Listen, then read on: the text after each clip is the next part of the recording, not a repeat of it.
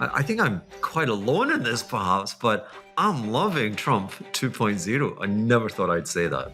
America had stage 4 cancer. Trump is the first president that said, fuck it, give me the chemo. The inflation is the chemo, but there's a great chance that America's going to come out of this in an insanely good way. But I can't dismiss the chance it's going to die. But the same would apply to China. And I'd say China's more vulnerable. I want to say bad actors who decided to gamify the system of international trade for sovereign benefit. And that is being attacked by the Trump administration today. I mean, arguably one of the most important prices in the universe of man and womankind is the Chinese renminbi rate vis-a-vis the dollar. And it's been the wrong rate at least 1994.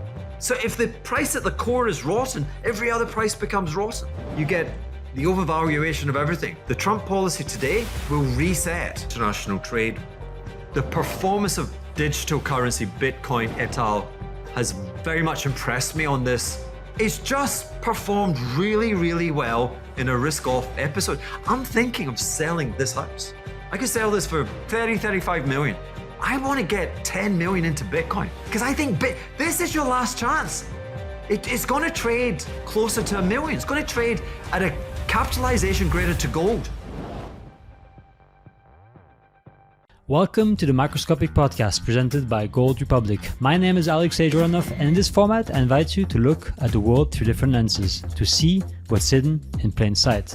We'll dive deep to understand the forces that drive macroeconomics, financial markets, and the emergence of a new monetary system with some money like gold, silver, and digital assets like Bitcoin. We'll also investigate how geopolitics and power games shape the world we live in, but also what can we learn from history to understand the present and prepare for the future. I hope you will get fresh insight and enjoy this conversation. If you do, as always, please give it a like and subscribe, but also leave your actions down below in the comment section and share it to those who need to hear this.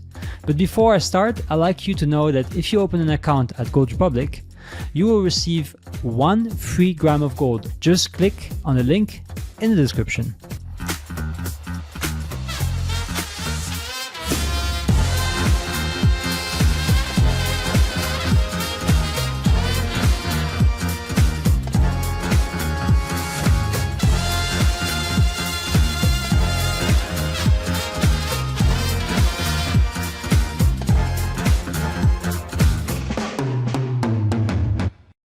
Let's rock and roll. Well, Yeah, Hugh, my friend, mon ami, it's good to see you. You look fabulous. You look tanned. You look like the sun in St. Bart's treated you well in those past few months. How would you resume the past 4 months, personally? I don't want to hear the markets yet. Oh, last 4 months. Last 4 months. So St. Bart's for 4 months of the year.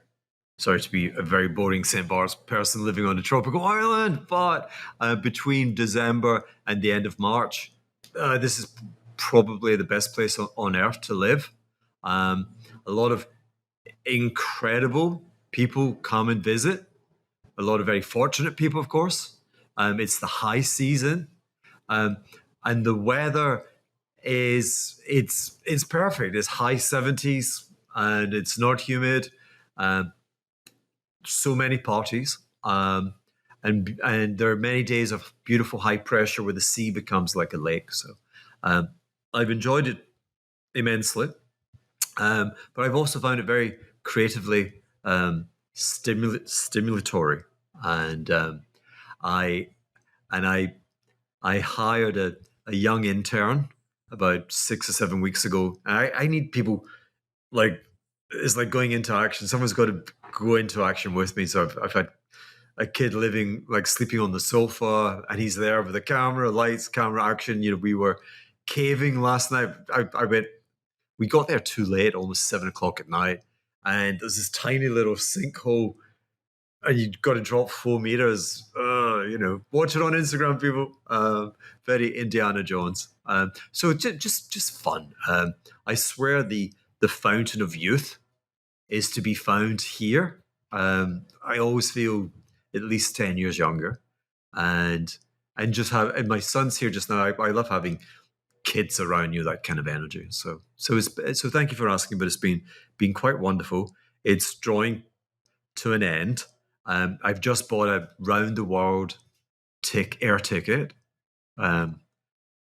People, if you're watching, if you want to do this kind of travel, it's the cheapest way. For 4,500, I am flying from St. Bart's to LA. I've got 2 weeks, beginning of June in LA, and then I'm flying to Tokyo. I've got a buddy who sells Rockstar jewelry, and it's his 25th anniversary in Japan, so a few parties over there. And then I'm flying to London at the end of June for my youngest daughter's 18th birthday. We're going to have a party. And then I have some travel, see family in Scotland, some Mediterranean. And then I'm flying back to LA on the 15th. No, I'm flying to London. I'm flying to, God, where am I going? New York. I'm going to be in the Hamptons the end of July. Then I'm flying to LA. I'm going to be in Joshua Tree for a week. And then I'm coming back to St. Bart's for the summer camp. So, boom. A true jet setter. Well, last time we talked was 6 months ago, Hugh. 6 Time months? Wow. flies. Really? Yeah. Wow. Yeah, and you had the chance to, for 2 hours long, to really detail-driven lay out your thesis and have like what you thought would be a big deflationary shock that still is unfolding in a way. We talked about the Treasury market that is reaching as a Niederhofer moment with the Plumsole rule of 5%. It's been flirting with it actually. We got Trump obviously wreaking havoc and chaos and all kinds of headlines all over the world about tariffs and the rewriting of the monetary system and all that. So we'll dive into this. And I have to say, and I mentioned this to you as well before we started recording, that I really enjoyed especially one article that you wrote about recently that was referring obviously to Dune in your cinematic writing, as you called it, that is entitled "The Spice and the Ledger," which I invite everyone to read, because not only is it entertaining in the style and poetic and cinematic, but it also is, well, we're gonna actually talk about a lot of that. Very instructive. So maybe what about we start about this, about the big shock, like what in the last 4 months has been for you the biggest, I would even call it maybe mind shifting or systematic change or approach that you see people need to pay attention in the markets. Yeah. So just on, thank you for your kind words about my paper, The Spice Ledger. That's it's about a 5,000 word document. That it's only available. There's a synthesis of it on Twitter, and it's available on Patreon and Substack. It is available in audio on my podcast, and I think well worth a listen. Thank you. And there's actually a follow up, which is, heavens, I can't even remember, the death of exuberance, if you will, the exuberance, the exuberant privilege, this notion of the ability of the US to print is its debt in its own currency. And there's a follow-up paper which is almost 9,000 words, which is exploring the world where today is a pivot and it's a rejection of everything that's happened previously. And that might allow me to now address and answer your question in terms of biggest surprise, perhaps since we last met. And the biggest surprise, I'm glad to say, is a positive surprise. I'm positively salivating. I think I'm quite alone in this, perhaps, but I'm loving Trump 2.0. I never thought I'd say that. And I'm loving the intellectual economic axis, really authored by the economist Steve Marin, the head of the economic whatever it's called, the president's economic advisors, the board of.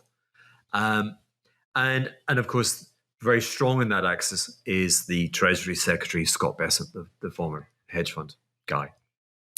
And the excitement for me is, like, I don't wish to be self-aggrandizing, but we're aligned. They're daring to embrace my policy recommend. I'm not seeking authorship, but everything that I hoped for, that I would wish for in terms of economic steps to be taken by an administration, they seem hell-bent on implementing. Now, I may have done it somewhat differently, but they are fundamentally attacking the free riding aspect, where the dollar became a public good, like a commons. In London we have these green open park, a national park, where your participation in the park, you can roam in the financial commons and transact your imports, your exports, buy your commodities, sell your commodities, whatever, using this utility function, the dollar. And because you're using it, it doesn't prohibit other people, so it's a public good. And arguably, it should never have been a public good. There should have been a toll charge at the entrance of this arrangement, where everyone using and pursuing the process would have been charged. That did not happen. And then there were bad actors. I want to say bad actors who decided to gamify the system of international trade for sovereign benefit, as opposed to the collective good. And that is being front and center attacked by the Trump administration today.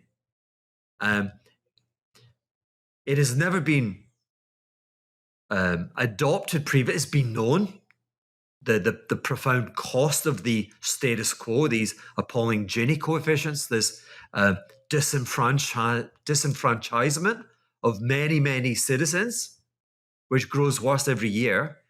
The rise of asset prices vis-a-vis average incomes, which is the disenfranchisement, which has created the fracture in politics. And it comes from, again, the gamification of international trade, where essentially the Chinese currency should have appreciated. In doing so, it would have made richer its own citizens. Those citizens would have more spending power in the globe, in the world. We would have created at least $6 trillion each year of new spending, which would have been used to buy goods and services from outside China, and would have therefore, we would have economic progress and prosperity, but in a balanced manner. And that was rejected by what I call the bad actor, which is the Chinese Communist Party. And its number one preference is longevity of leadership. It has been in charge of the Magic Kingdom, whatever. We're not talking about Walt Disney, but for 70 years.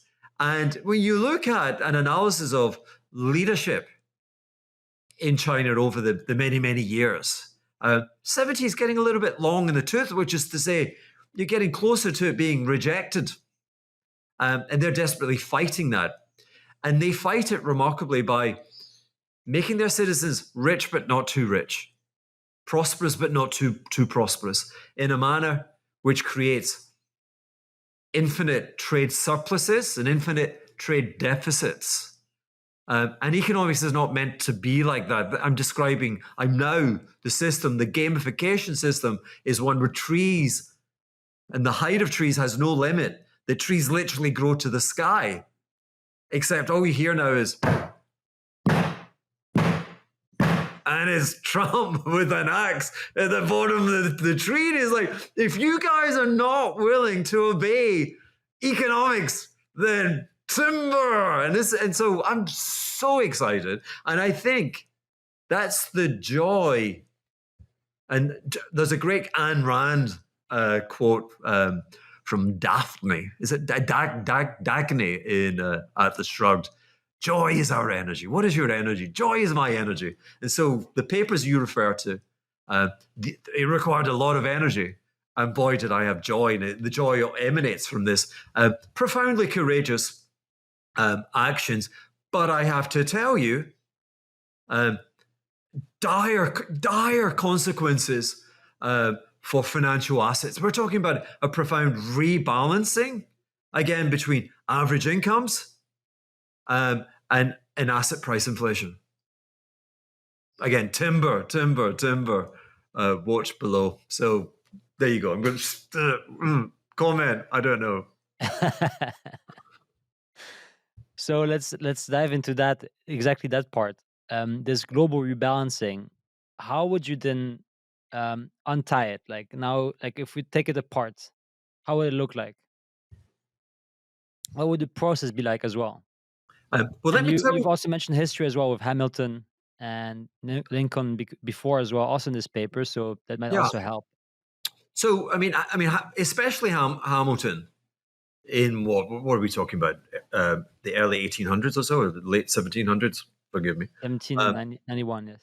Yeah, because you had he was pursuing his actions before Ricardo, and Ricardo and his comparative advantage. You know, let Portugal grow the wine, let England cut the cloth. Specialization, division of labor. Adam Smith, the 18th century Enlightenment, which is really a blueprint for empire, but efficient empire. And so if the US had pursued Ricardo, the US perhaps would have become an Argentina. The US's great wealth was from crops, you know, the cotton and the tobacco. The wealth was concentrated in the landowners. And the last thing they wanted to do was jinx it.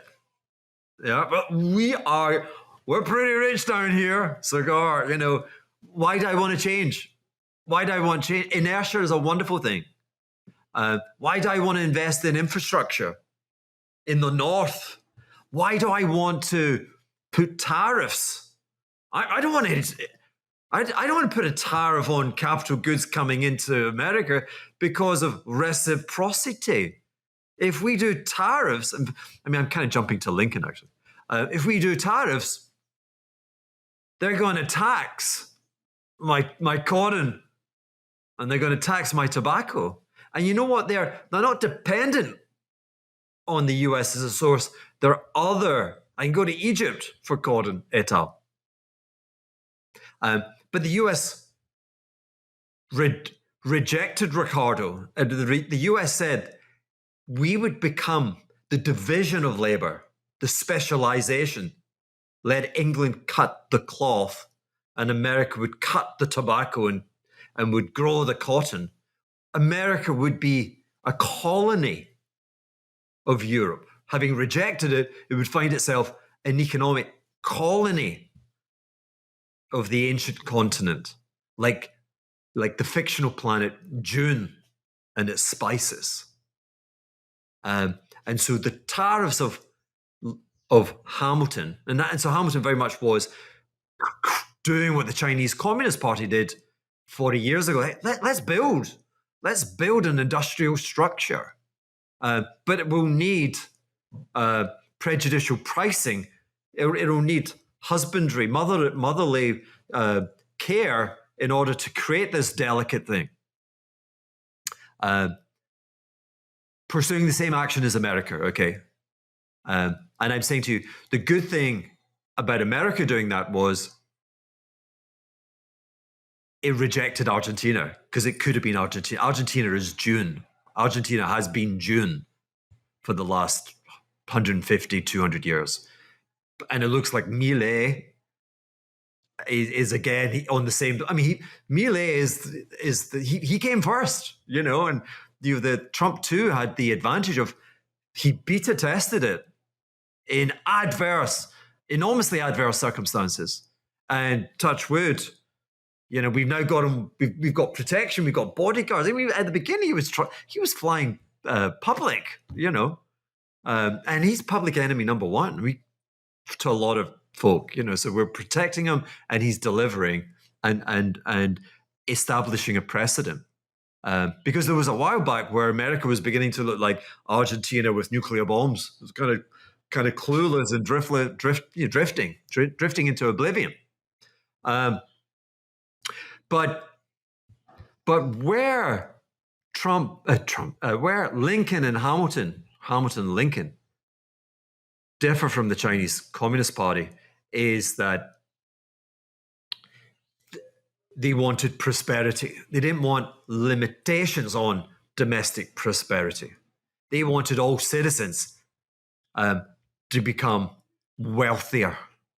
They weren't fearful of consumption. They weren't fearful of a prosperous middle class, of educated, curious people, in the manner that the Chinese are very fearful of bestowing wealth upon their nation, because the presumption would be with wealth comes a curiosity and perhaps a challenge to the polarity of the existing political system.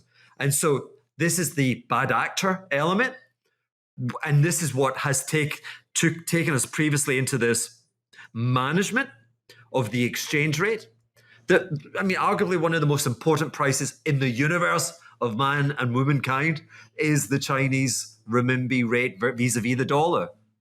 The rate of red cabbage, I call it, yeah? And it's been the wrong rate since at least 1994. And if you consistently price something incorrectly for 40 years, that has profound impact on every other price. So if the price at the core is rotten, every other price becomes rotten. Okay, and the price of the red cabbage, it was too low. You should have been able to buy $1 should have cost you, say, 4 Chinese cabbage as opposed to almost 7.5 Chinese cabbage. Forgive these silly metaphors. And I call it red cabbage because, I'm doing my Substack. They're sending subscription money is coming to Stripe, is going to Wise, and is coming into my Chinese bank account.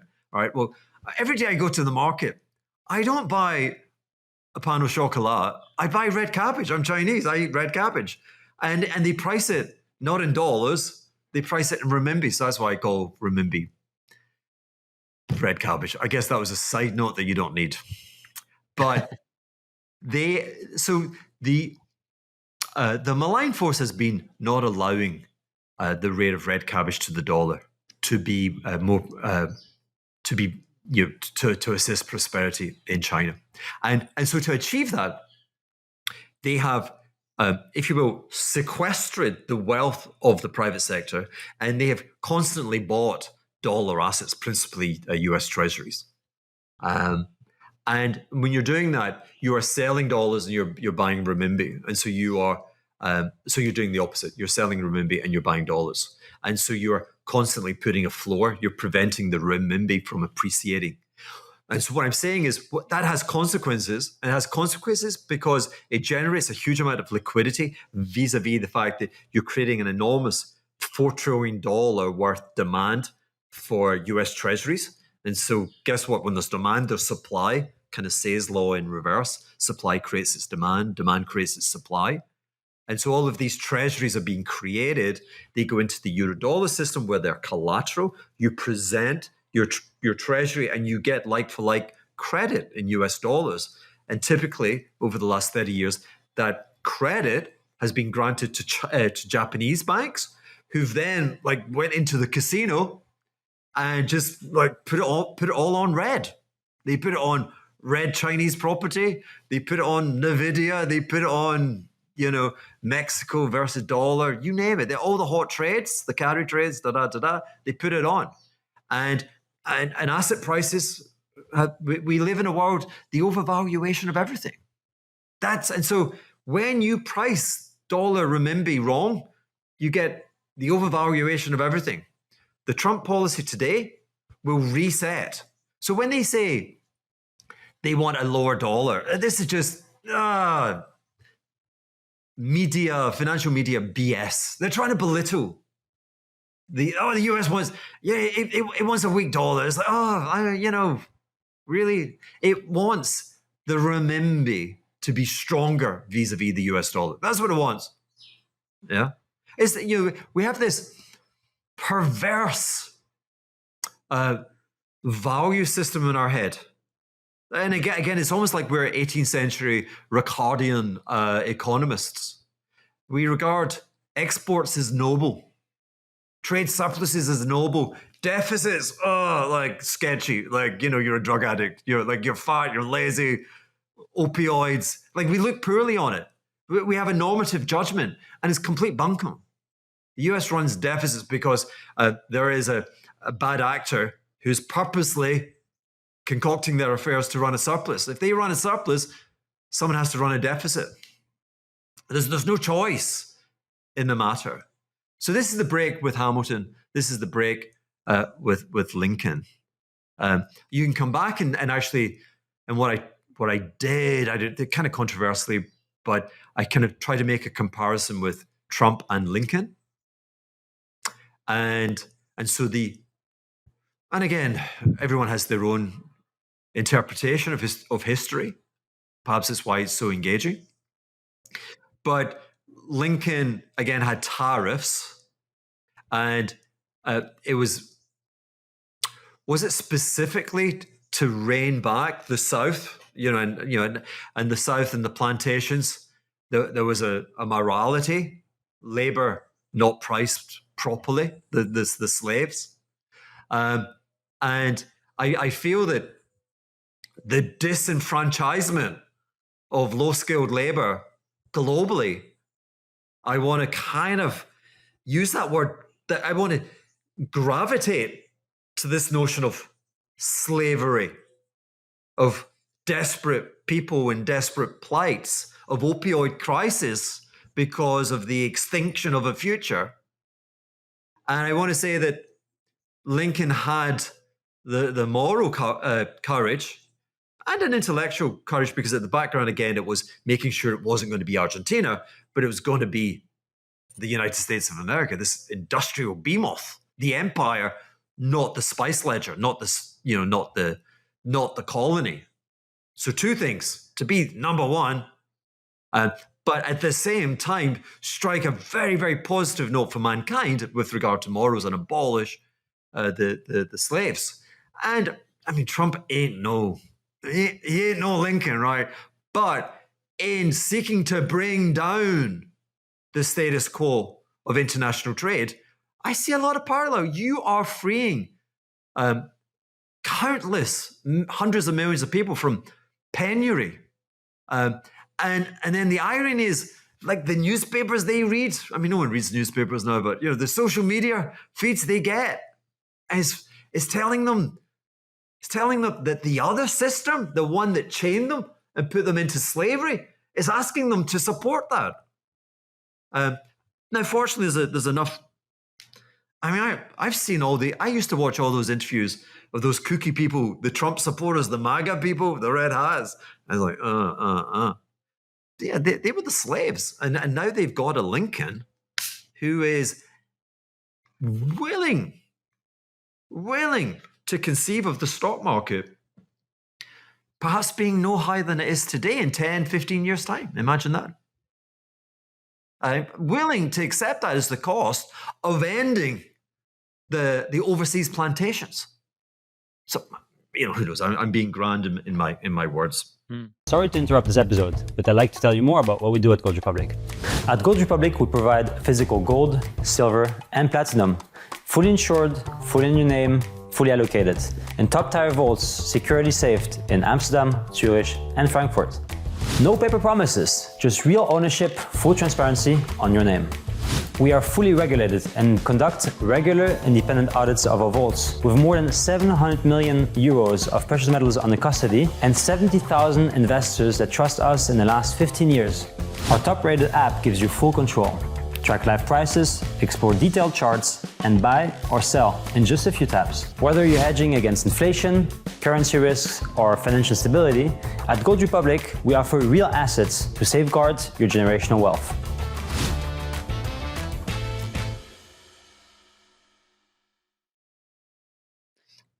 Some say that that this also could definitely have a backfiring moment, with especially considering that the U.S. needs to fund itself. It has growing deficits. Trump wants to also cut all those Doesn't need to taxes. fund itself.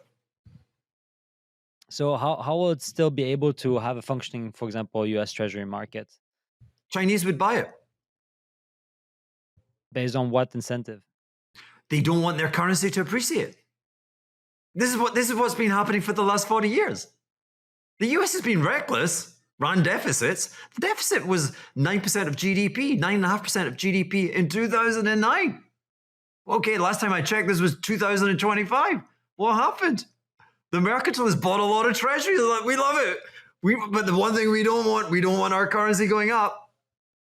The macroeconomics, the last time macroeconomics kind of profited from an understanding of the business cycle was 1997, 1999, with the Asian tiger crisis, which was classic Charles Kindleberger, Manias, Crashes and Panics. Wonderful book. And you could not be a global macro manager and not quote that book chapter and verse.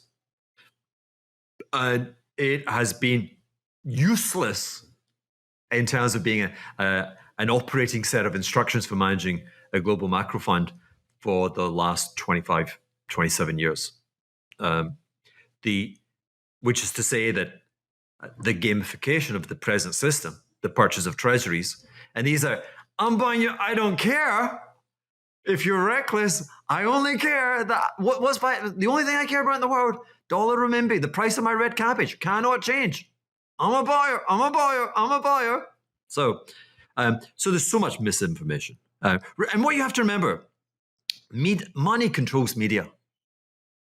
And money is Wall Street. And what Scott and the boys are doing could bring Wall Street. Jesus, it could bring it down a lot. It could bring down every friggin' asset class. And it would be it is Andrew Mellon. It's like, let's clean the stables. And they're like, but that means, Warren Buffett, let's be topical. Warren Buffett was saying at the weekend, he was born, I think, in June 1930. Dow Jones was 340. Warren was no older than 2 years old, and the Dow got down to what, like 35, 40 from 340? Because he was asked, hey, what about these markets? These markets are nothing. But we've had a mean reverting risk asset world, clearly on a rising trend, a rising fiat-backed trend, yeah. But buy the dip is mean reversion. Buy the dip, and you buy the dip because if I'm vendor financing, I'm China and you're America, I'm vendor financing you, and I'm not credit scoring you. My only priority is keeping the natives behind me working and feeling good. Okay.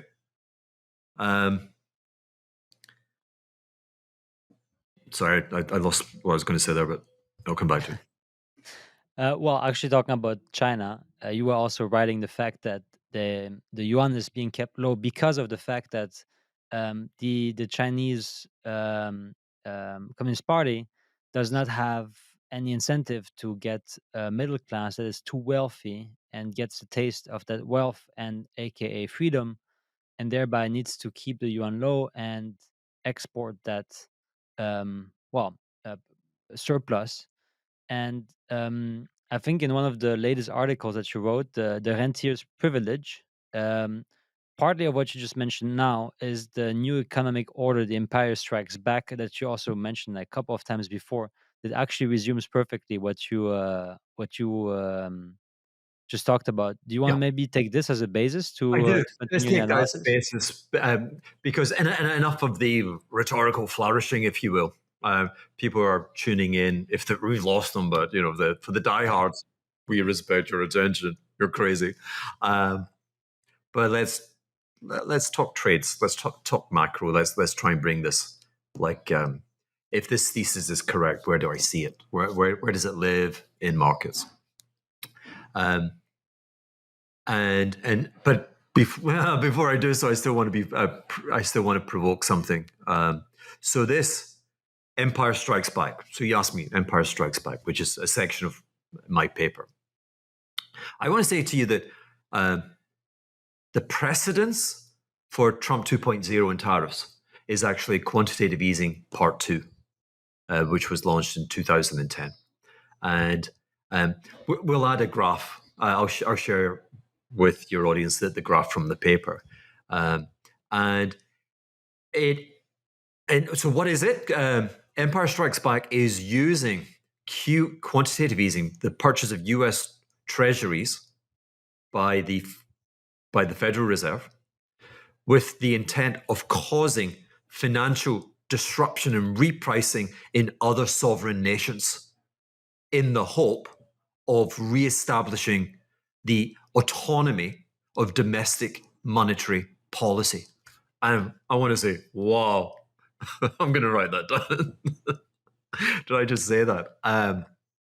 It came from the fact that close on the heels of the catastrophic drawdown of late 2008, early 2009, essentially the bankruptcy of the global financial system. Obviously, interest rates were taken to the unprecedented level of 0. And we had QE1. And yet, there was no indication that domestic monetary conditions had eased in America. There was no indication that this monetary accommodation was beginning to pull demand back into the present, was beginning to restore the American economy. And in fact, as 2009 became 2010, the thing that was most prescient on people's lips was the Great Depression 2.0. And it's never been scripted, but my presumption is the US monetary and economic authorities were able to determine that all of the stimulus, the domestic stimulus, was being siphoned offshore, again by the same sovereign agents of China and the mercantilists. And which is to say, as the US cut rates and had QE, the Chinese, their exports went higher. And remember, higher American imports, if we look at what is GDP, is consumption plus investment plus parenthesis, exports minus imports. So the imports, which are the Chinese exports, forgive me, are a negative on GDP. So you stimulate, I'm the Fed and I've got my foot hard on the gas. And what's happening is one of the brakes in my GDP coefficient, my brake's coming on. Right, so QET, quantitative easing sought to bring autonomy back to US monetary policy. And it was like, so the treasuries, Mr. China, the treasuries that you keep buying, we're going to buy even more than you do. And we are going to buy so many at such a crazy price, a high price. Because, and this is kind of my research, my work. But one of the great mysteries up until about 2015 was, despite the enormous bull market in equities, on a risk-adjusted, which is to say on a vol-adjusted, which is to say by owning a hell of a lot of treasuries, you outperformed equities. Fixed income was outperforming equities on a risk-adjusted basis in a bull market for risk. And the takeaway was that the real return on Treasury was too high. And what is the real return?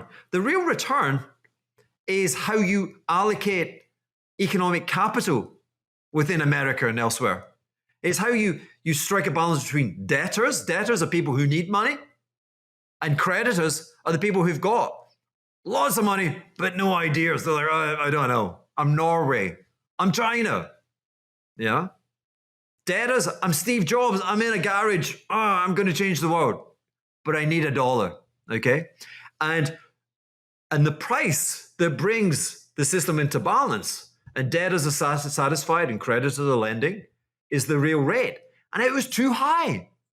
So not only was China achieving a set of policies which I find indignant in terms of humanity, but it was gaining more and more and more claims on US assets. The price was wrong.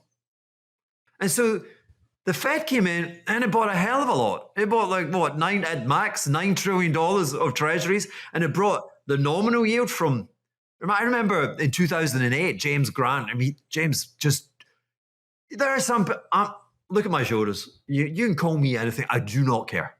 Okay. James Grant, soft shoulders, lovely guy. But I didn't mock him. I was like, but in June 2008, he said 10-year US treasuries at a yield of, I think it was 4.5%, certainly no less, do not offer a sufficient margin of safety to be a candidate for your portfolio in June 2008. And James, and again, I'm not belittling him. I mentioned James Grant because he's eloquent and no one knows the treasury market more than this guy. And yet right at the moment, we should have been buying treasuries like, Jesus, who's Jesus? Never seen him before. Anyway, so we went from 4.5% nominal, and March 2020, 5 years ago, we were at 46 basis points. So we abolished the rentier's privilege. We got some economic mojo, but at the same time, the liquidity, so as the Fed comes in and buys those treasuries, is putting dollars into the system. And then you had China, which has this system. So cocaine may be the narcotic of the Americans, but the dollar is the narcotic of the Chinese. Like, you have dollars, you have more dollars. I need your dollars. Okay, they got siphoned, sucked into China.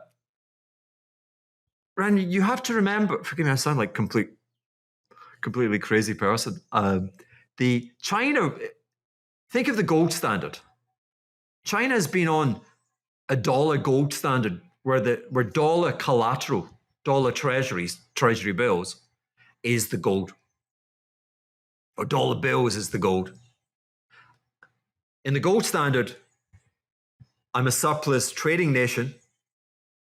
And so you are the importer and you owe me money. And we settle the bill by you put on a boat, or you go to your central bank and you say, hey, listen, this section of our gold, this is yours. So you change ownership. And so you grant more and more gold to the other sovereign, which is high-powered money, which allows the private banking sector, you just increased the liabilities of the private banking sector. And so they have to go and actively seek risk by making loans, which are an asset. So you stimulate monetary accommodation in the other sovereignty. Yeah. So like America really boomed at the end of the 1920s because of the gold, high-powered money, and productivity, etc. QE2 was this, if you will, ledger shift. Like, hey, here's more dollars. Here more dollars. Here more dollars. Here more dollars. Which got manifest into a zillion red cabbage, which is to say a $60 trillion mark on Chinese property. So in 2010, I want to suggest to you. And it kills me to think Bernanke. Did Bernanke get this? I don't know. But the curse was that in nominal terms, the Chinese would not allow for a nominal appreciation in the exchange rate. And so my hunch is that the reasoning behind QE2 was, that's okay. We actually can take deliberate actions to facilitate a change in the real exchange rate by being this monetary spigot and really turning it on to the Chinese and turning it back to them. Almost certainly we will either or see a rise in wages and or a rise in asset prices. We will create asset price inflation.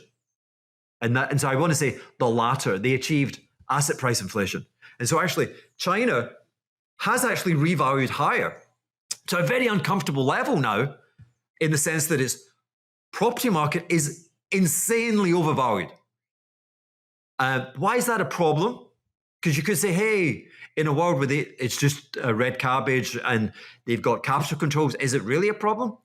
But it is really a problem, because in terms of collateral, the banking system doesn't trust the mark, the Chinese banking system, and doesn't want to lend, doesn't want to use it as security.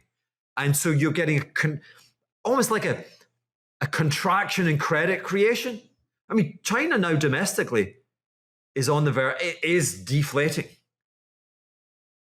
Okay, and that makes it very, very dangerous. So hold that thought, because did you know that in 1935, I can give you a set of circumstances that sounds remarkably similar with the same agents to what I've just talked you through. The original quantitative easing occurred in 1935 amidst the American Great Depression, where there was an active policy of the US Treasury, and they came in seeking to stimulate commerce and industry and silver mining. Silver is quite plentiful. The resources are large on the continent of North America. And the silver price, like everything, was on its ass, and the US Treasury bought silver to push its price higher and to, if you will, repair, restore, or create animal spirits within the mining sector to encourage more investment spend and therefore more job creation. But in a parallel universe far, far away, the Chinese were actually on a silver monetary standard. Their financial system was predicated on the ownership of ounces of silver. And the more ounces of silver that you had in the bank vault, the more paper money you could create. And suddenly there was this huge arbitrage opportunity where if you could get your money out of China and get it over to the States, there was a huge profit to be made. Yeah. And so there was capital flight from China. And China suffered a profound bout of deflation. And deflation is a nasty SOB because it ends up with like 20-25% adult unemployment. Because the principal price in an economy is labor, and you can't lower it any further. And when that happens, you get inflation. And not just a little bit of inflation, you risk an inflation which blows the system. And sure enough, in the 1930s, China had inflation of 1,000%. And so there's a lot going on in what I'm saying there, but which is the worst curse? Deflation, inflation. I would actually say that deflation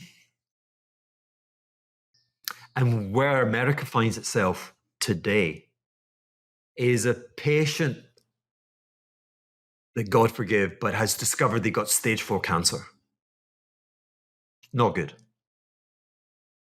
And survival requires radicalization, and risky radicalization, like tipping the balance with uncertain results.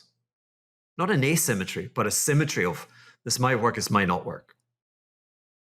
I want to say to you that the inflation is the chemo.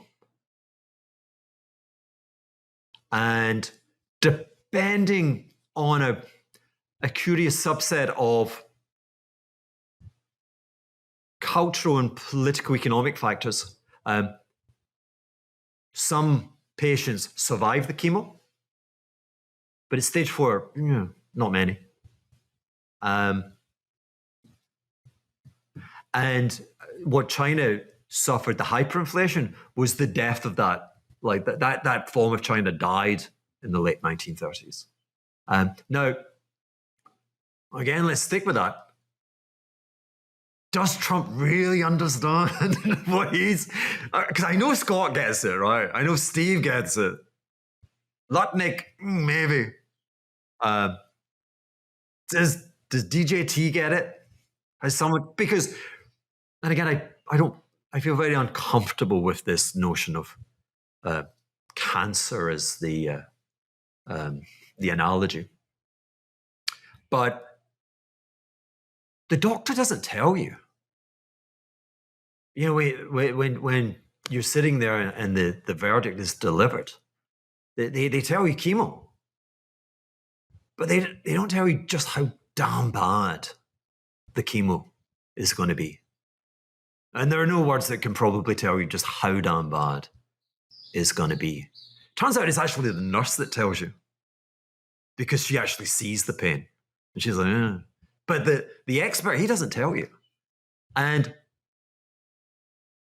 so the noble notion, this notion of Trump being noble, fanciful notion, but I'm very much trying to contain myself to the economics of the matter. We're doing politics, philosophy, and economics. The Nobel oblige that I see is America had stage 4 cancer.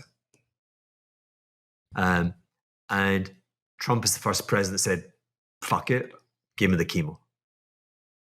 But I do not know if anyone has explained to him just how painful this is going to be. But there's a great chance that America is going to come out of this in an insanely good way. But I can't dismiss the chance it's going to die. But the same would apply to China. And I'd say, to turn the wheel somewhat, I think China's more vulnerable. China has less policy discretion because China has just won for 40 years. And it won by dollar financing, by vendor financing the states. Like deficits, we don't care. Be reckless, we don't care. Okay? Just keep spending the money. Keep spending the money. Okay? And America turns around and says, no. And again, GDP equals consumption plus investment plus parenthesis, exports minus imports. America's like, you know that thing that subtracts from GDP? No thanks. No thanks. Now, the thing that subtracts for GDP for America adds to GDP is the biggest add for GDP in China. And it's going to be negative. So there's that's going on. So China has a golden opportunity to rescue itself, but it can't accept it. So the thing that the Chinese Communist Party fears most is the enrichment of the household sector. The thing that would give them policy discretion, that would take them away from the deflation, would be to allow the currency to appreciate, to allow the economy to rebalance from exports to domestic demand. And the Chinese are like, I can't do it. You know, it's the scorpion killing the frog. The frog is the economy. The scorpion is the Chinese Communist Party. And you're halfway over. You're at the deepest point. You're the current strong. And the economy is like valiant. The economy is valiantly swimming, trying to save you, get you to the other side. And the Chinese Communist Party is just going to go zuh, zuh, zuh. And that zuh, zuh, zuh, I think will be hyperinflation. And you're seeing the first signs of that. China is actually deploying domestic quantitative easing. They haven't really announced it, but you've seen the yield on the 10-year. Chinese 10 years, what, 1.6 or so? 10-year America 4. Remember, there's a current, the bridge, the exchange rate has no volatility, never moves. And yet one is 1.6, one is 4. Because the Chinese are trying to absolutely obliterate defensive thinking within portfolios in China. And again, it's a collateral issue. The collateral uncertainty about stocks and property is so profound that no one wants to lend and everyone wants to hide in Chinese 10-year. And the government's like, no. We are going to bombard you. We're going to take all the margin of error out of the yield on the 10-year, and we're going to force you along the risk structure into the equity market and the property market. We'll see. But that may require more and more monetary printing. And the thing, what I said to you, that the radiation, the chemotherapy, some patients survive, some don't. And I said there was a curious set of socio and cultural norms. And one of them, and it's very much a strength, and it's very much a fire break for the American economy, is the sheer enormity of the Treasury bond market vis-a-vis GDP. It's over 100% of GDP. And so if a bad actor, if the American administration was tempted to go for inflation, the opportunity is kind of denied it, because we talked about the Niederhofer rule.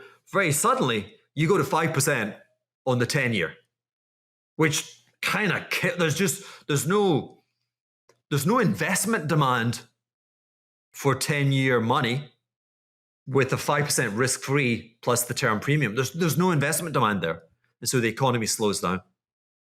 So the sheer scale and importance of the US Treasury market probably means that America is the least likely economy actually to suffer hyperinflation. And again, if you had to choose between America and China, you would say the Chinese would, if anyone was to suffer that, it would be the Chinese.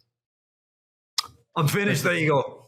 But the Chinese have been, I mean, it's not their first dance with Trump. They had in 2018 the first experience with the first trade war with Trump, and then they learned the lesson quite rapidly. And since then, they've actually started dumping US Treasuries to the point that they've went from, I think, their peak about 1.2 billion up until now approximately under 800 billion. So they are dumping, right? Shut up. Really? What's a question? So damn mediocre. Shows you the power of black ops. Shows you the power. No one understands economics. I mean, who's the guy in the UK? Alex something. He's who I want to be. He's a video sensation. He's a damn liar, right? He worked at Citigroup. So he was a smart kid from a kind of poor background in London, and he's got a good, authentic accent. It sounds like the people. It's just to expound upon this cultural point of blindness when it comes to financial commentators. You can say anything and get away with it. No one will challenge you. So this guy worked at Citigroup in 2010, 2011, and he was on the interest rate trading desk, which I was a customer. I didn't know him personally because he was a junior. And he wrote a good, I haven't read it, but by all intents and purposes, yeah, a jazzy book. Now, he claims he was the best remunerated trader for Citigroup that year, right? Yeah, and not only that, like one of the best rewarded traders in the world that year. Probably made $1.5 million. And he got it from beta, because I was trading that market, and I was alpha in that market. But let's say he made, and I'm being generous here, he made $1.5 million. The best trader, how much would the best Citigroup trader have made in 2011? Like 50 million, 55 million, higher, pants on fire. But so this kid says it. The Financial Times did a big piece, Gary Stevenson. Gary Stevenson, there you go. Gary, God love you. But, I'm the boss, you're a damn kid, and you're stupid. And you're a liar, tell the truth. Tell the damn truth, And then, and if any of you Gary guys are watching it, and then you want to, because I know what's going to happen, you're going to say, I lost lots of money in my hedge fund. Please say that, because it reveals that you're an idiot. I didn't lose money. It's called withdrawals. The fund closed. We went from $1 billion, and when you close, you go to zero. But people get the $1 billion, you don't lose money. You're all idiots. But anyway, so he's a sensation, and he's like, oh, you got to tax the rich. Now, to his credit, actually, to his eternal credit, he sees the seriousness of the situation. I don't know the principles, but I know he's very concerned about the economic situation, especially as pertaining in the UK. So kudos to him. But he wasn't the best he wasn't the best paid trader. But there you go, never challenged. Gets invited on. He'll be on Joe Rogan next. Be celebrated for a lie, right? So these things. So back to your point, the Chinese are selling treasuries. They're not. I mean, even the friggin' pink Financial Times. I mean, pink. I'm not using pink is not a pejorative color. I just like pink, rosé. Anyway, I drink rosé and I become forgetful and I speak nonsense when I drink rosé. There you go, pink rosé. Even they were able to work out it hasn't really changed over the years. That when you bring in the change in the obfuscation as you change the fund manager. And the Bahamas goes up and Belgium goes up. And when you actually put them all back together, it's the same number. But that's the boring part of that answer. The concern, and the concern which takes you back into the hyperinflation that I think is more likely to strike China, is that they... So again, from the paper, if you remember, I talk about how the US had to dispatch Hank Paulson, former Goldman Sachs chief, who was the Treasury Secretary, to Beijing. Chinese weren't happy. We are not happy, because what was happening, you had the housing market blew up. Now, in 2000, 2001, maybe 2002, US ran fiscal surpluses. Kind of a function of GDP had been incredibly strong for the last 4 years, 96, 97, 98, 99, boom. So the US wasn't producing the treasuries and the collateral that the Chinese need, which is really a building block for their credit system. There weren't enough treasuries being created. The deficits weren't enough. Again, remember what you said? Oh, deficits, we're not funding. They weren't. The problem was the deficits in 2000, 2001, 2002. The US deficit wasn't big enough for the mercantilists to control or to prevent their currency depreciating. Okay, and so what happened is Wall Street created quasi-sovereign. It's like, I've got demand. Give me something. And the bright people went, mortgage-backed securities. Brilliant, fantastic, I love it, And they sell quasi-sovereign to the Chinese. And do they quibble? Do they go, well, no, they're like, our higher order objective here is to stop appreciation of our currency. We will buy agency. And the whole system blows up. And what do? They squeal like pigs, Gucci pigs. Like, you had us, right? We're not happy. And like the US was really concerned. I'd be like, get out of here. But they sent Hank. Do you know what I mean? Like, sorry, I'm ranting now. I'm ranting. But, and that was kind of, and that's, this is the strong man. The US has been bending over backwards. The burden, the exorbitant burden, not privilege. The US actually, they sent the Treasury Secretary to Beijing who took the knees like, I'm really, really sorry. Really sorry you lost money on your speculative damn portfolio. I'm really sorry we got in the way of your manipulative trade policies. I'm really sorry. What can I do? Hold on a second. I'll nationalize Fannie Mae and Freddie Mac. Boom. I'll disenfranchise more of my citizens to make the Communist Party in China stronger. And somewhere between Hank over Beijing and Bernanke coming in with QE2, they went, nah, we're changing that. So a long, long time ago, I said to you that I can source the connection of QE and tariffs. It's like the empire fighting back. Now, because of that agency risk and because they had this fear of their risk-free American portfolio blowing up, which they don't want to happen, and also it being, they were, if you will, bailed by the benevolence of Paulson and the nationalization of the agencies, right? They recognized they were vulnerable to a political order, and so they then created this thing that you have swallowed, the what's it called? Bridges and braces, bricks, bridges, braces. What am I talking about? What am I talking about, Brian? Chinese BRI. Belt and road policy. The Belt and Road policy is the most hideous, morally corrupt. I mean, people like you should get it, and yet you swallow the other side. It makes you friggin' furious. Their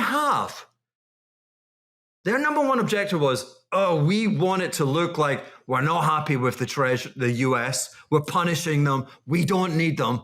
Complete baloney, but we want, and they've succeeded with people like you. We want to persuade people that we're selling the Treasury. We don't need it. They don't need dollars.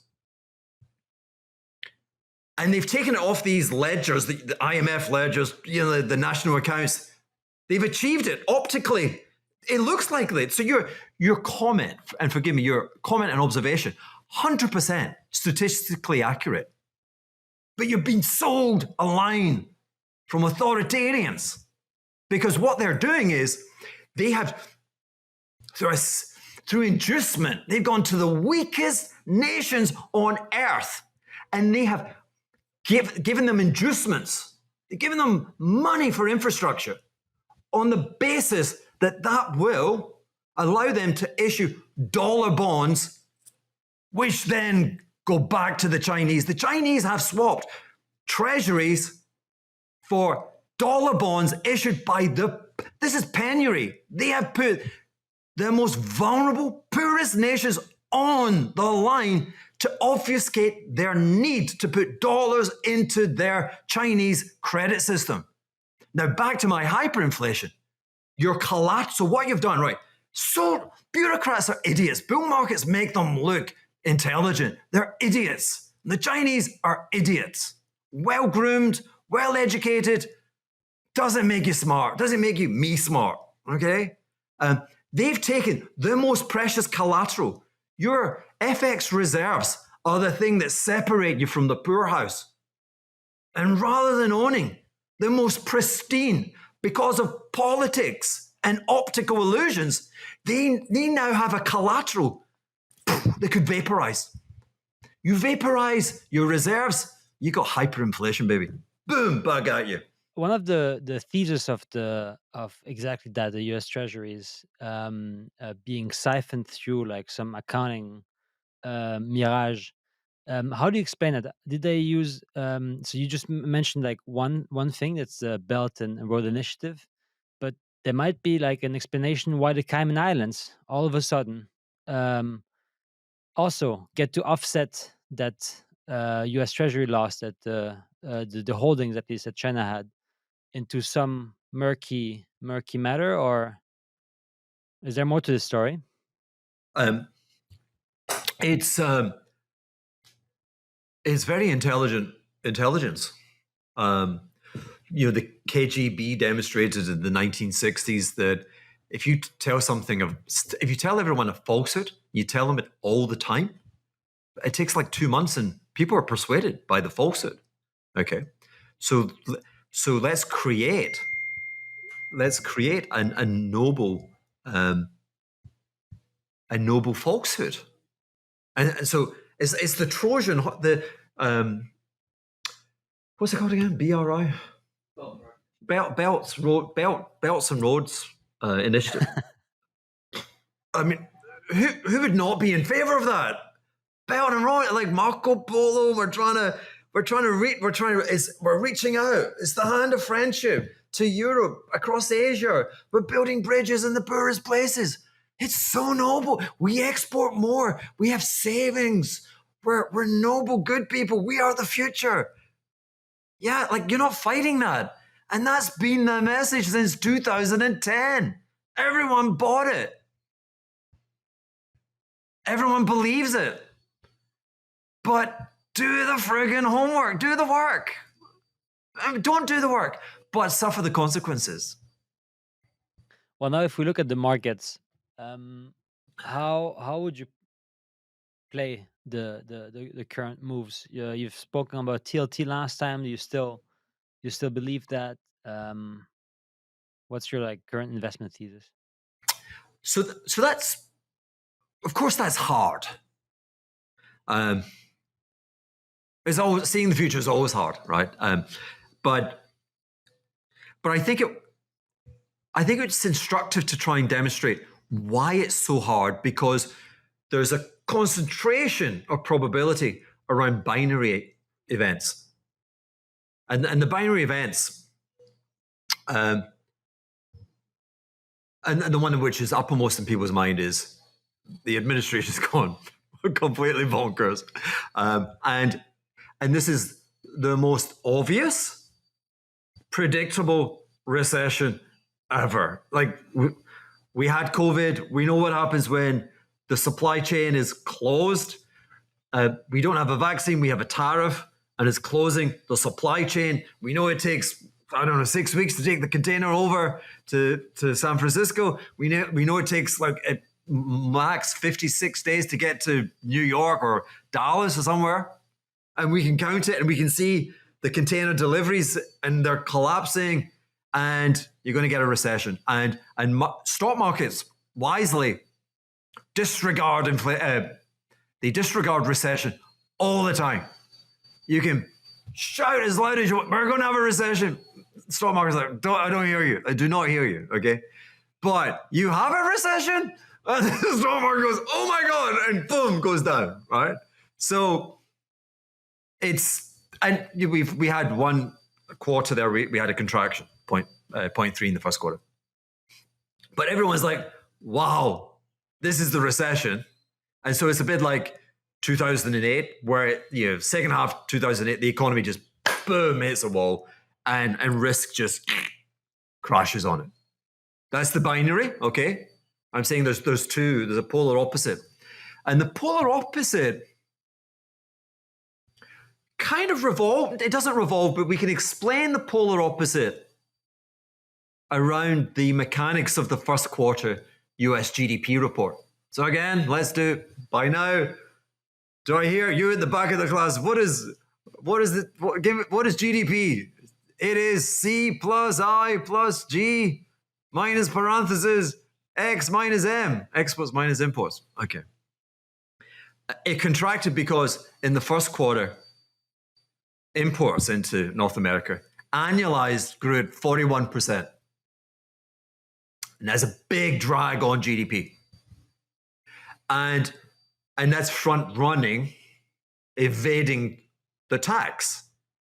So we kind of know, ceteris paribus, if the tariffs remain, and we know from the container traffic, imports are not going to be up 41% in the second quarter or the third quarter or the fourth quarter.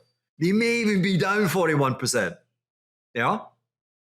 And that is a positive to GDP. Now, secondly, GDP equals consumption plus investment plus government, yeah? Plus net trade. In the first quarter, the investment, for the first time was predominantly private sector. It wasn't the G. There was less G-force in the I. And it was overseas enterprises seeking to onshore.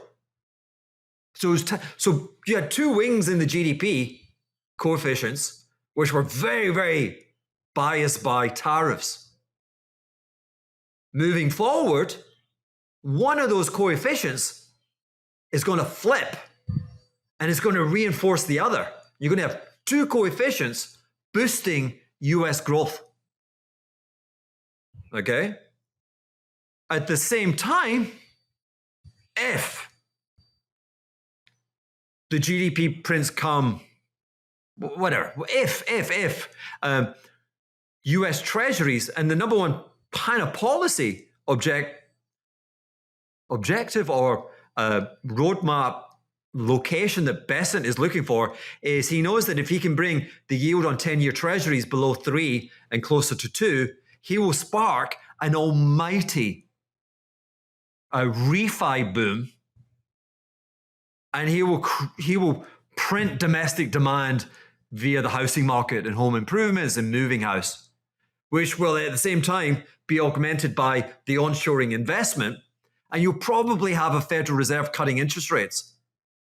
So the tail that I'm describing is kind of 1998, and the Fed cuts interest rates, but the domestic economy remains stoic and remarkably robust and growing.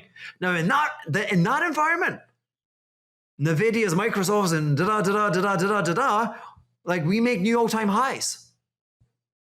So I said, and I believe I was prescient with this. I said, so one way, if it's going to work out whereby it's bad for the economy and is good for the TLT, okay, then the roadmap will be the Fed cuts interest rates. Tick, we did that as a surprise in September last year.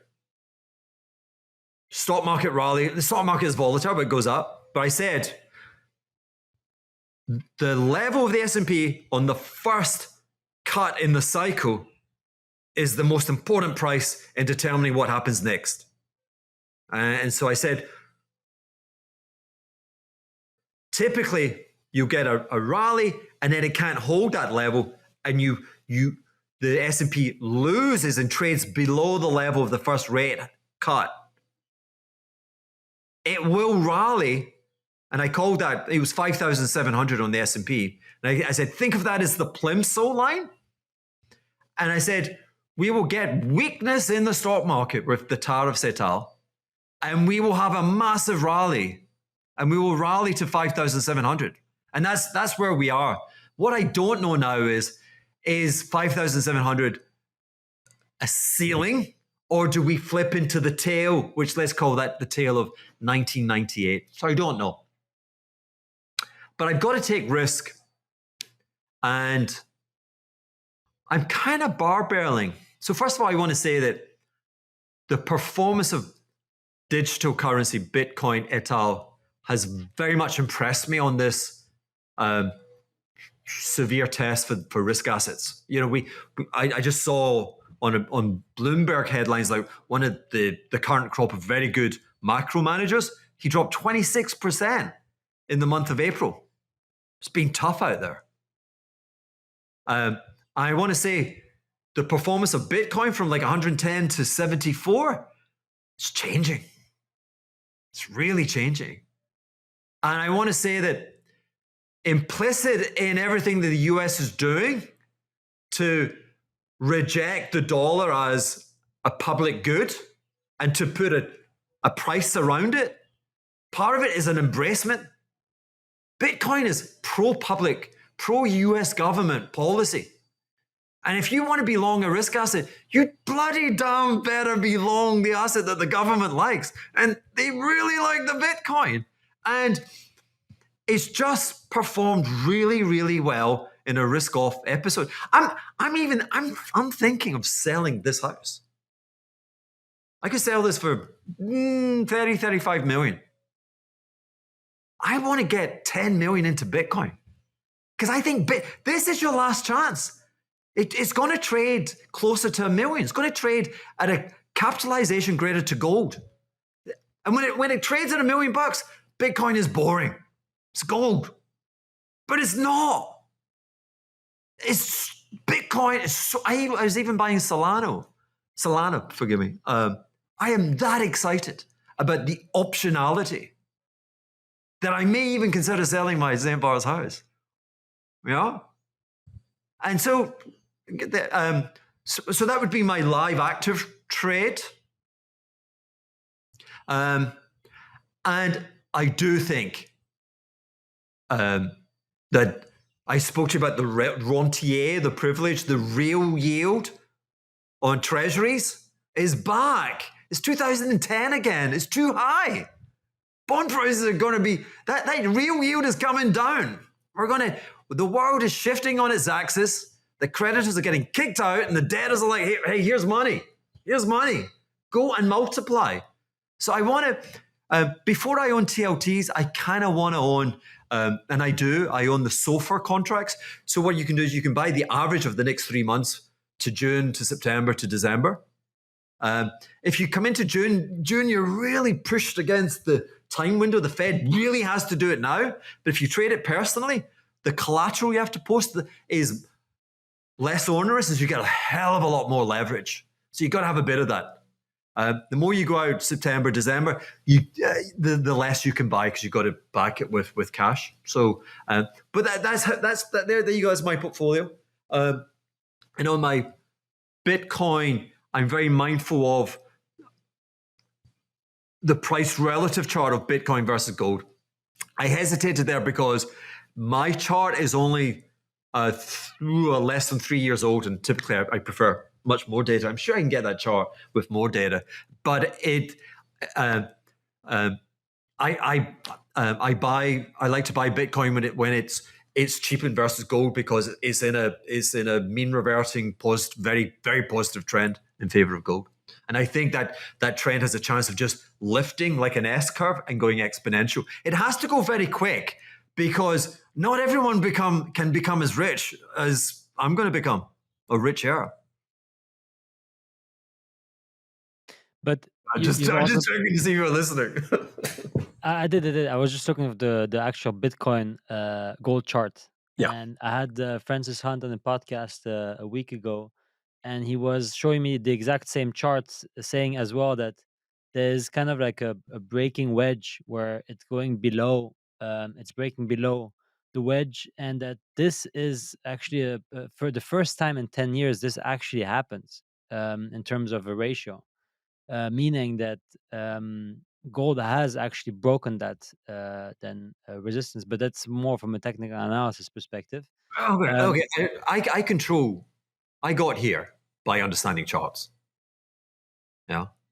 So I have all these highfalutin ideas, but unless the ABC of technical analysis confirms the craziness in my head, nothing happens. So don't try and rewrite to me with some gobbledygook guy his theory about gold, Bitcoin. Because if I tell you that Bitcoin looks absolutely amazing versus gold on a risk-adjusted basis, trending higher, you do not want to mess with me on that with some other guy on a website, on a YouTube. Because for 25 years, I have traded price. But let me tell you the importance. So my first break was capturing the gold, the emergence of the gold bull market in 2003. And that was my first calendar year with the hedge fund. I made 50% from my hedge fund. And that, if you will, gave me, it allowed me to go on and manage the fund for 15 years. If you make it in the first year, you get a lot of goodwill. And then people get bored of you. And between 1998 and 2003, gold, at best, in absolute terms, did nothing. probably in absolute terms, with Gordon Brown selling half of the Bank of England's gold reserves at the bottom, gold probably in absolute terms may have been down over that period. But relative to other dominant asset classes, that kind of mediocre absolute performance was a stellar breakout in favor of gold. And that was why I staked all of my reputation. My message, if you're a young kid and someone's just giving you 100 million, you're a hedge fund, but you got to make it. My number one, the only way you're going to make it, I think, is to find the most volatile risk asset in a profound uptrend and buy as much as you can. Okay? Because if you're right, you're going to print it. You're going to make big tickets. Okay? The alternative is, like belt and braces, you've got your VAR, you've got your risk, you close out at the bottom, and you aim for a high Sharpe ratio, you make 6%.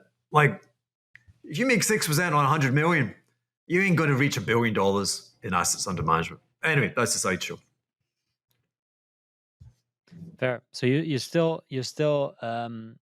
also wrote that you were kind of surprised about gold's performance recently, and that you. The Bitcoin's performance, I'm surprised about, but gold not at all. Well, I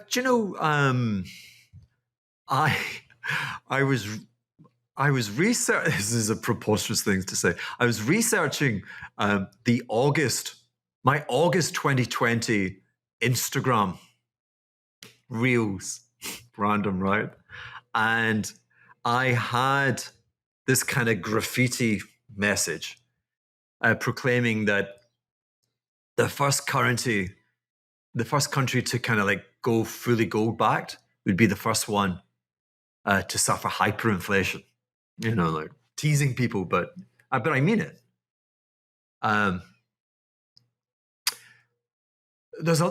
Gold is dumb, right? Now, dumb can be good. When the world is chaotic, buying the dumb asset, like when you disagree with everyone, it's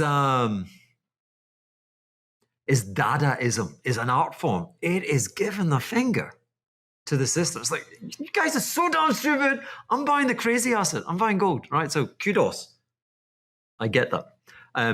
But for a sovereign, like, so the Chinese, I think, they've been buying gold and they're up to 5 or 6% of their foreign exchange reserves are denominated in gold. Would that change anything? Like, you're an FX trader and they've gone to 6.5% gold to GDP, gold to foreign exchange reserves. Does that change anything? No. The third largest gold holder in the world, the Italians, lira, they couldn't have their own car, even with almost 20, 25% of it backed by gold. No one would touch lira. You needed euros. The Turks, they have a mountain of gold. Does it help when they're Looney Tunes in Ankara? What does gold bring to the sovereign balance sheet? We're not on a gold standard. Right? You see again how, like, there are logic traps. Like, you read things, you think, yeah, logically that sounds right, and it's nonsense. This is a really complicated world, and you get spoon-fed nonsense. That's why I'm like people think my mind's fried with drugs and stuff. Like, people don't take drugs, my mind is fried because I escaped the matrix and I can see the dumbass shit that everyone believes in. And wow. So gold, and actually, do you know what? In one of the comments to my August 2020 Instagram Hugh Hendry official, someone made a brilliant point, actually, which is much better than the points I've made on this show. They said the surprise of 2008 was that the safe harbor of gold, because it was a liquidity event. Arguably Lehman's should not have happened, but we created an enormous liquidity moment, which then created a solvency moment. But the liquidity meant that gold got liquidated. And this person was saying, arguably the next time, however, the cash gets liquidated for, like the fiat gets liquidated for the precious metal, digital or otherwise. That fits with the script so far. I just think so. I naively, or I'm happy to. No, I don't know if I'm happy, but I concede. I'm willing to concede that it may be ignorance on my part with some of the finer detail about the permanency of a digital asset. I recognize that digital assets have only been with us for what, 15 years or so? Gold has been with us, since meteoroids hit the Earth, since aliens were sending us amazing interstellar material. They're rubbish bins, So it may be naivety and ignorance. But for me, I think 15 years or so has passed enough test of precedence to suggest, it's gold. I'd much rather buy Bitcoin. I'd much rather buy Bitcoin than gold. And I'd much rather do so because I'm greedy. And I think that the differences between the two are so slight that I think owing to the ease of ownership of Bitcoin and all of the utility, that I think Bitcoin has to trade at the same total capitalization as gold. So which is to say, I cannot conceive of gold trading 10 times higher, which would be $200 trillion, almost 10 times the size of the American economy, or twice the size of the global economy. I cannot conceive of that, but I can conceive of Bitcoin trading at $1 million, which is to say 10 times higher, that it doesn't change the fabric, the internal equilibrium of the universe if that happens. And so the probability of it happening is much greater, and therefore that's my portfolio. Well, some say that if those levels even reach, then the world will look in a kind of Mad Max style situation. That's the appreciation of Bitcoin. It's the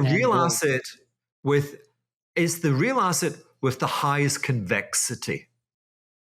Because the other real assets are property, index-linked bonds, private equity, stock market. I can't conceive of any of them going up 10 times. So Bitcoin's the thing I've got to own, and I strategically or whatever, I think the Fed will follow the instructions of the president and interest rates. I think this is a presidency that wishes to obliterate the rentier's privilege, which means interest rates have to come back down to 2010 levels. So, and I feel like there's a yin and a yang for those positions. I could conceivably make money on my SOFR contracts in a turbulent risk-off period where I'd arguably lose money in Bitcoin. The challenge, and really the very bold question, I don't have a bold answer, is to cut a path between the two of those, because I think volatility is going to be high. I think I'm saying this, we could have a 1929 sell-off in the S&P. Or we could be 1998 and TMT and an incredible blow-off. Wings. But there would be an argument for vol-adjusted being long Bitcoin and short gold. And if I was a gold bull and listening to me, that would be my dare to me. I'd be like, shut up. Okay, go and buy a Bitcoin and short it against gold. And logically, and again from the ABC simpleness of charts, that's a trade. And that's a trade where Bitcoin falls 20%, and maybe I don't lose money, or maybe I lose 5%, because gold suffers as well. So maybe that's a less stressful way of owning Bitcoin. I think it is. But I didn't get to St. Bart's in this beautiful house without being a cynical bugger. And I know that if I do that trade, Bitcoin will fall 25% and gold will fall 25% and I'll be down 50. Because like spurious weird shit kind of happens and you're on the hook.